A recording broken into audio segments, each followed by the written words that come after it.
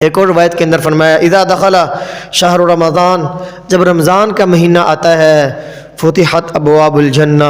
جنت کے دروازے کھول دیے جاتے ہیں، وغلقت ابواب جہنم، جہنم کے دروازے بند کر دیے جاتے ہیں،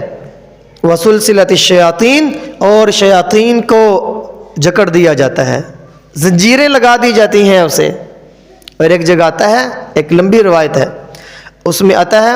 کہ جب رمضان کا مہینہ آتا ہے تو اللہ رب العزت جہنم کے دروازوں کو بند کر دیتے ہیں، جنت کے دروازوں کو کھول دیتے ہیں، شیاطین کو قید کر دیا جاتا ہے تاکہ میرے بندوں کے روزوں کو وہ خراب نہ کریں۔ آپ دیکھیں، اندازہ لگائیں کہ جب شیاطین قید ہوتے ہیں احادیث کے مطابق، ساتھ ہی مسجدیں بھر جاتی ہیں، ساتھ ہی مسجدیں بھر جاتی ہیں، لوگ مسجدوں میں آنا شروع ہو جاتے ہیں، اور جس دن شیاطین کو کھول دیا جاتا ہے مسجدیں بھی خالی ہو جاتی ہیں۔ انسان اتنا کمزور ہے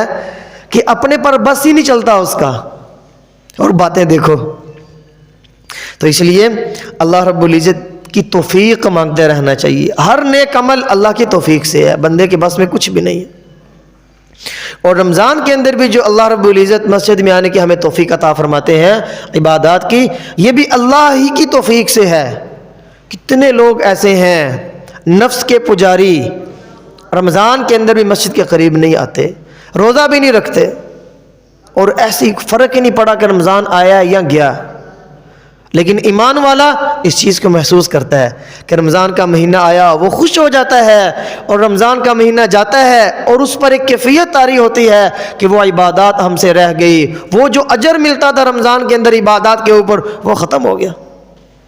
اور وہ اللہ کی رضا، وہ فرشتوں کا آمین کہنا دعاؤں کے اوپر سب ختم رمضان کے جانے کے ساتھ۔